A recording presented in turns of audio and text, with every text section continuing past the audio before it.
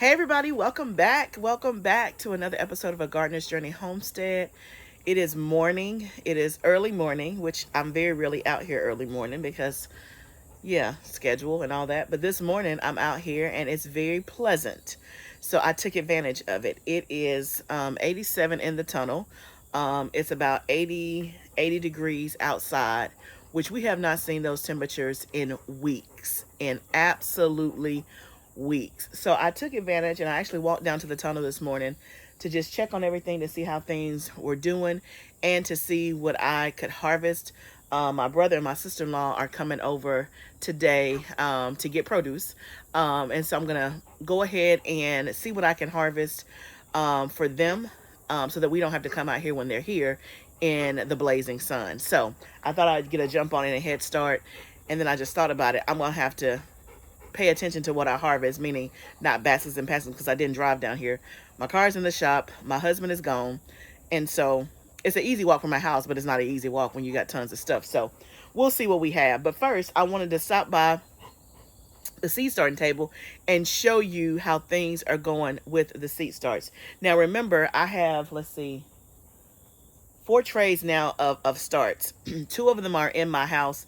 And I can already tell you this other one is about to go in my house because when I came out here, I already see some bug damage or whatever. I just picked it off. I guess I should have showed you, but you know what bug damage looks like.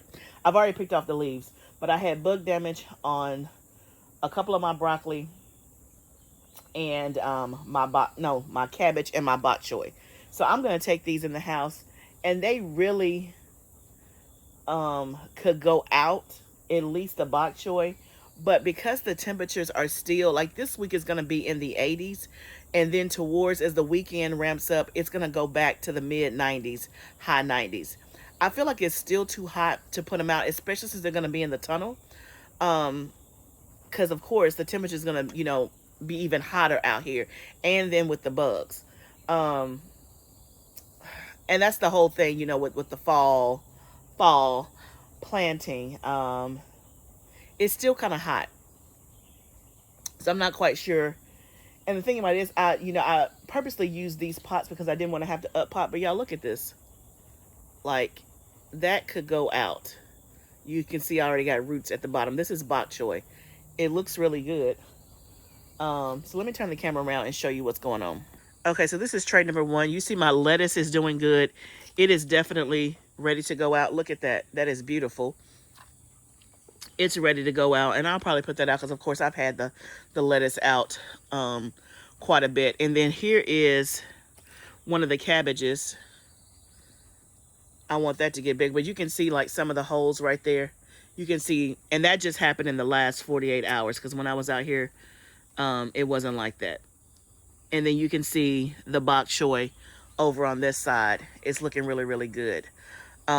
So yeah, we'll talk about that. But yeah, I can already see there's bug damage on that. But let me show you. Remember we planted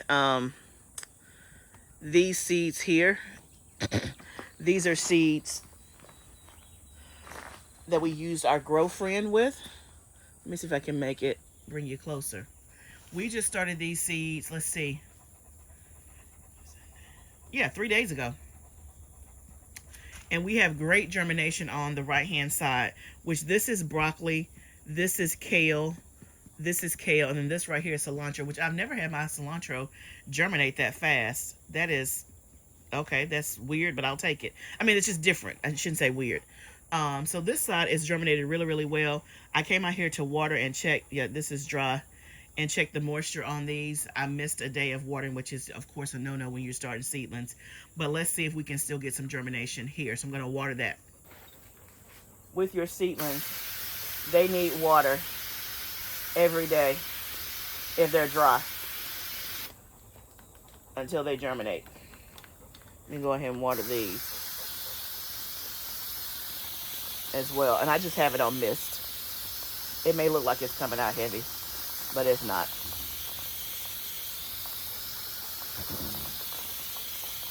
Those are looking really good.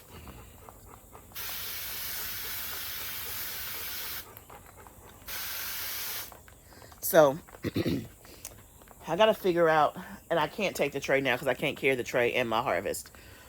But I'll come out and get it later this evening. And the one that's, mostly developed, so to speak, I'll take that in the house where I'm seeing the bug damage, and that'll protect them. But the ones that are ready, I may up pot it, which I don't want to I didn't want to do a whole lot of up potting just because I didn't want to. I wanted to really just, there's a bee.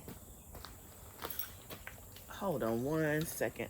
I didn't really want to have to up pot because, again, up potting is a chore and it just takes up more space, and all of that. But I don't feel comfortable putting them out either. If I did put them out, it would be with protection. And I'm going to try that definitely this year, because the cabbages, the bugs just get them, especially early on in the fall winter season when the temperatures are still, high and it's not cold, or whatever. I struggle with pest pressure. And so I want to try insect netting, but I'm not prepared to set that up as of yet. Nor is the bed ready for the cabbage. So,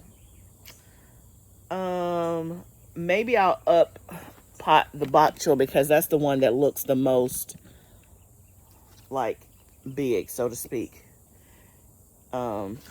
See, maybe I'll up pot the bok choy, and then the lettuce I can plant out. It looks so good, so good.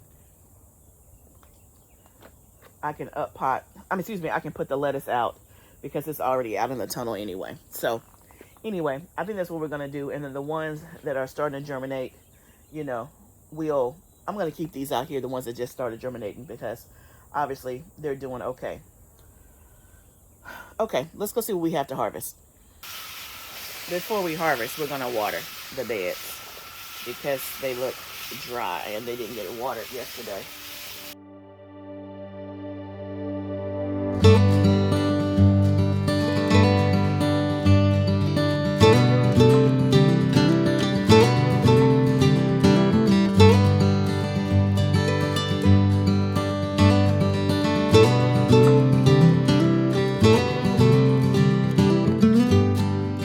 Okay, y'all, I couldn't get the camera in there, but I already have, let's see, 1, 2, 3, 4, 5, 6, 7, 8, 9, 10 bell peppers. Look at these. Oh, get that off. Look at that. These are the hybrid greenhouse version that I grew. These are Bracanto and Milena. They'll turn yellow or red. I just picked them while they were green, because I know my brother and sister-in-law, they like green peppers, so I went ahead and picked some of them. But look at how good this pepper looked. Now, one thing I'll say about these hybrid bell peppers, they have produced some of the biggest, most beautiful peppers. Like, when I say no blemish, no blemish. Now, it takes a while for them to turn the color that they need to turn, right? And it's been so extremely hot. And these are, pretty new. Like, if I kept on the vine, they probably would go ahead and turn. So they do take a while to turn. Once they start turning, though, you can pick them and they'll finish ripening on your counter. But when I say some of the most beautiful peppers, definitely. It took a while for them to get in gear, but that's how peppers do. They usually, show their face at the end of the season like, hey, I'm here, and I'm about to show out. That's what peppers do. But look at all of these. Like, you can see that one is about to start turning yellow. But look at that. Like, I've had no sun scald, no issues. I will definitely grow these again. In terms of them being plentiful, I would say they're pretty plentiful. It's certainly not, I wouldn't call it prolific, so to speak. But, I've picked a lot of peppers. But maybe because they're so big. Anyway, I'll just say I will definitely grow them again, because the size is incomparable to anything that I've grown outside in the garden or any other type of pepper that I've done so far. The size, you cannot compare. The lack of, no blemishes, no nothing, it's a game changer. So I definitely will grow the hybrid greenhouse peppers again. That breeze feels really good. I have a lot of tomatoes on the vine, but none of them are blushing except some of the cherry tomatoes. I'll do those last if we come back in and get them, because I don't want to put anything on top of them. And because I'm working with one basket that I got to walk to the house, we'll wait on those. I got a few cherry tomatoes, probably enough for one of those half buckets that I normally do. So let's go outside and see what we can find out there.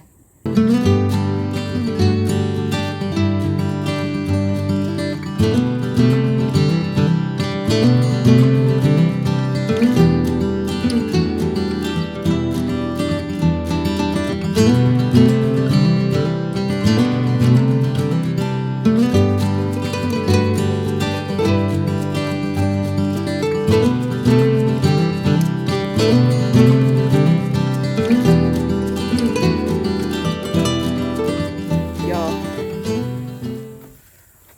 look at this. This basket is full and it's heavy and it's hot. It's like the breeze came, and with the last wave of the breeze, the sun and its intensity came just like that.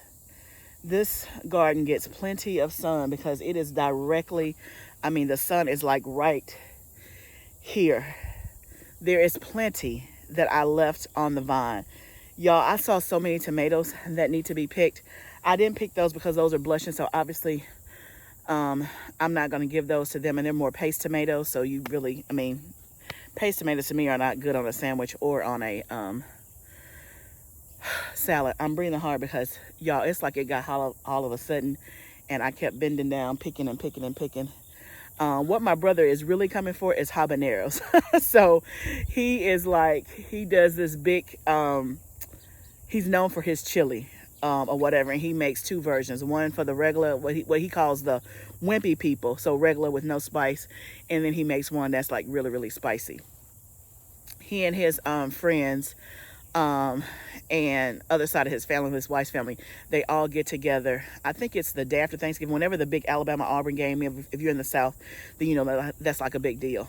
And they do chili, and he's like the chili master. And so when I started growing habaneros, he was like, oh, game changer. Instead of him buying them from the store, he can just get them from his sister, right? And the thing with habaneros is that you can just put them in the, rinse them off, put them in the freezer whole until you're ready to use them. So I picked him quite a bit. I had already picked habaneros, and that's when I sent him the picture a week ago. I was like, ooh, look what I have. He was like, I'm on my way. Let me find the time to come out there. But look at these. Are these not beautiful? Beautiful.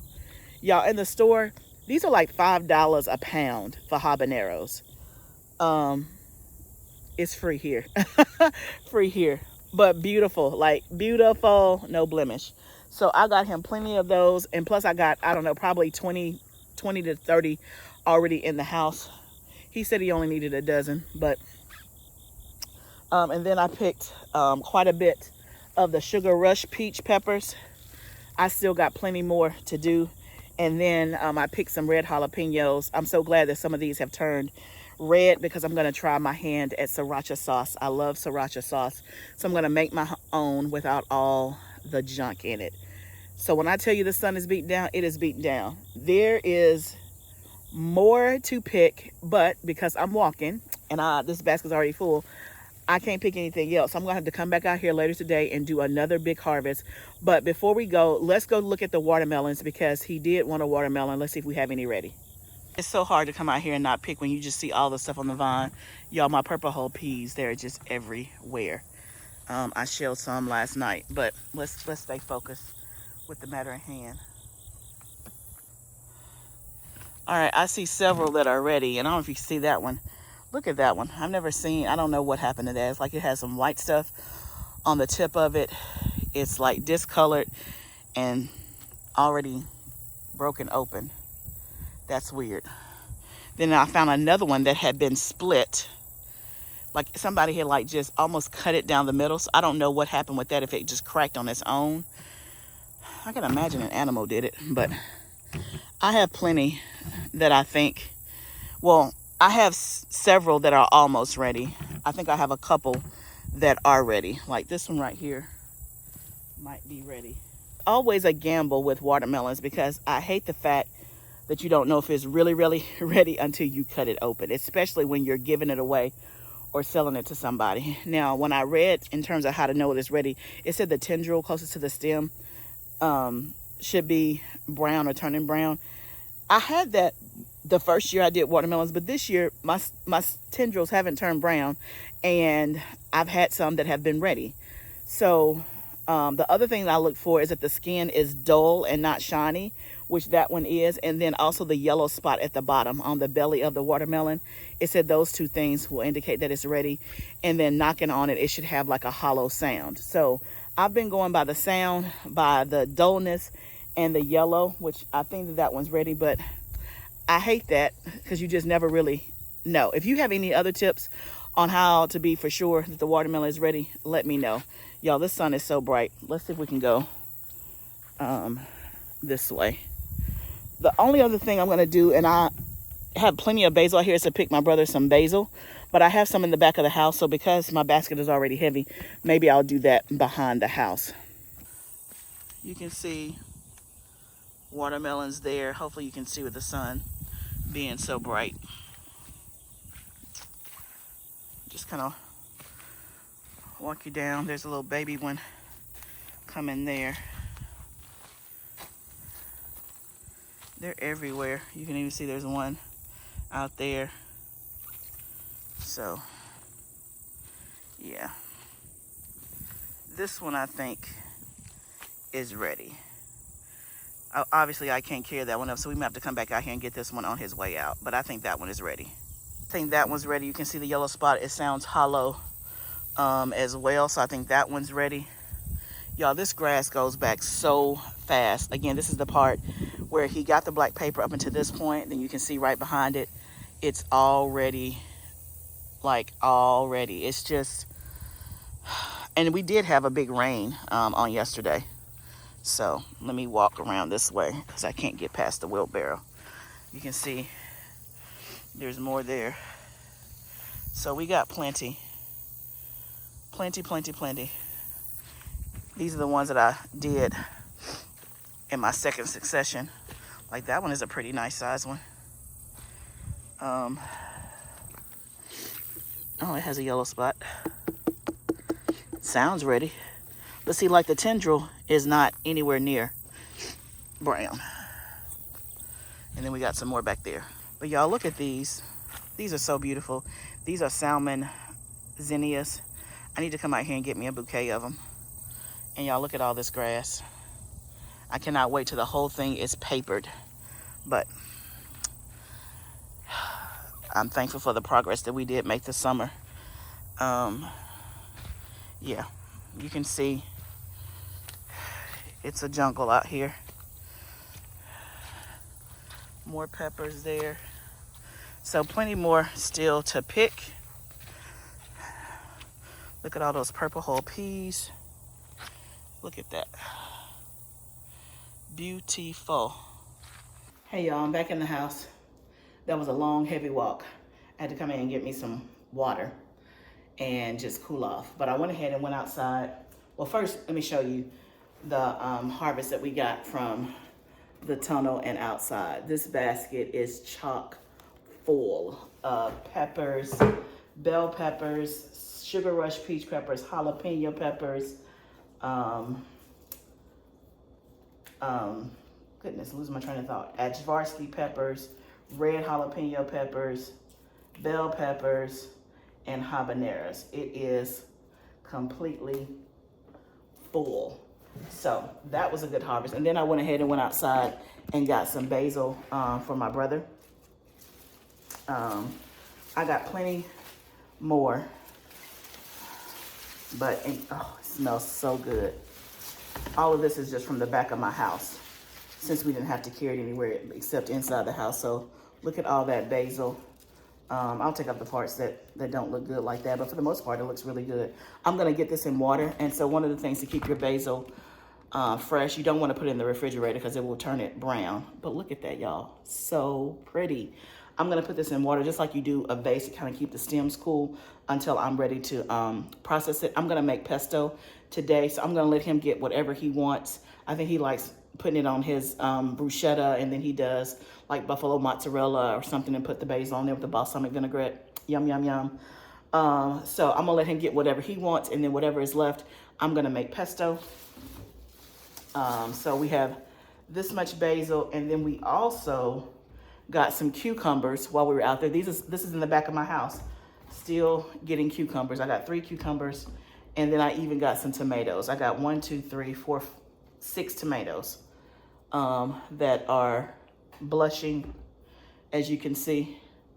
And then I got a few cherry tomatoes and some jalapenos. So overall, that's a quick morning harvest for the family. So y'all, we don't just grow for ourselves. You know, we grow to be able to help somebody else, or they may not need help, like they can't afford groceries, but it's just a blessing to be able to give something that you grew with your own hands and give it to somebody else, and they get a chance to taste local, organic, or fresh produce. That is a blessing. So that's one of the reasons why I grow. I always tell you about, you know, and kind of outline the reasons why I grow. Number one is to provide food for my family, my immediate family, right? And to preserve and make sure that we have, the goal is to have enough for the year until we can get that same crop again.